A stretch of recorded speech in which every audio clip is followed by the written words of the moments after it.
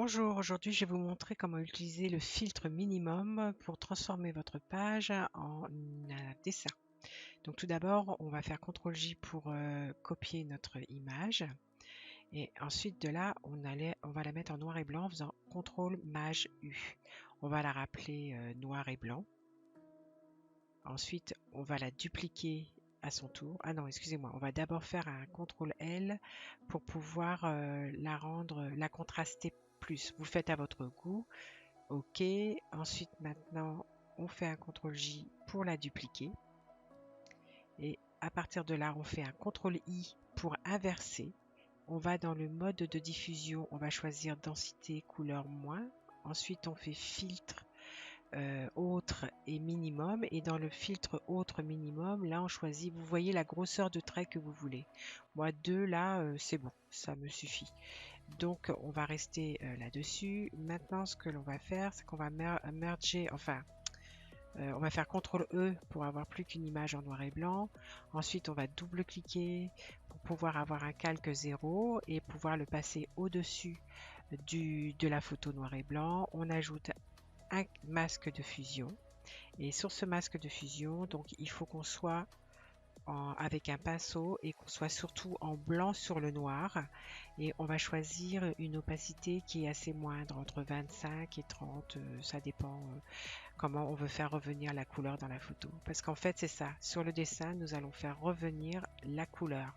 On prend un pinceau diffus, après on voit la grosseur du pinceau sur le dessin par rapport à ce qu'on fait, et là on commence. Donc il faut faire attention, parce que quand vous faites ça, quand vous repassez au même endroit, ça va remettre encore plus de couleur. Donc il vaut mieux éviter de repasser, ou alors vous repassez tout, sinon vous allez avoir des traits, ça va faire des marques, tout ça. Donc là, vous choisissez de mettre votre pinceau en un peu plus petit pour pouvoir passer là par exemple dans le canal, aller chercher l'eau de mer.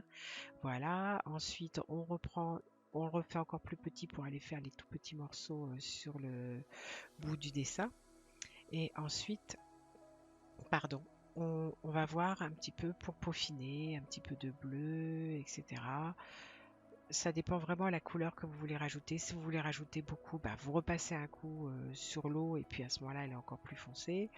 Et puis, vous voyez. Donc là, je me dis, bon, ok, qu'est-ce que je fais maintenant? Vous pourriez rester comme ça, hein, vous pouvez, c'est comme vous le sentez.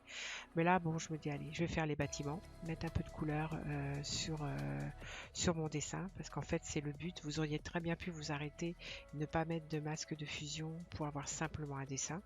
Mais si vous voulez rajouter un petit peu de dessin, voilà, il faut ce masque de fusion, être en blanc sur le noir, choisir un pinceau diffus, et ensuite vous y allez. Et puis, plus vous balayez, plus vous renforcez la couleur. Mais c'est une couleur quand même qui est assez diffuse, puisque l'opacité est basse, elle n'est pas à 100%. Si c'était à 100%, on reverrait carrément la photo. Et c'est pas le but de la manœuvre, on veut un dessin.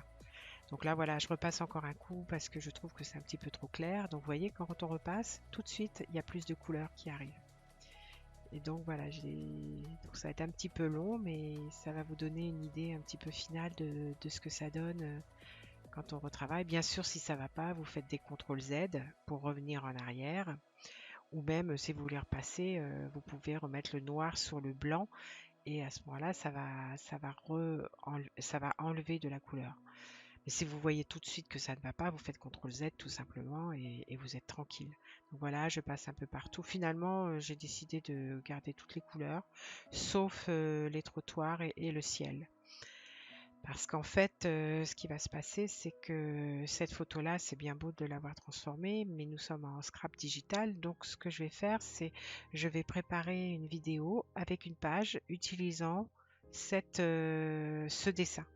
Et ce sera une page qu'on appelle Artsy en scrap digital, c'est-à-dire que c'est avec des brushes, on efface, on met, on estompe, on diffuse du papier aussi. Vous allez voir, c'est assez sympa. C'est pareil, ça demande des questionnements, on cherche dans les kits, etc. Donc j'essaierai de vous réduire la vidéo au minimum pour que vous n'ayez pas toutes mes recherches.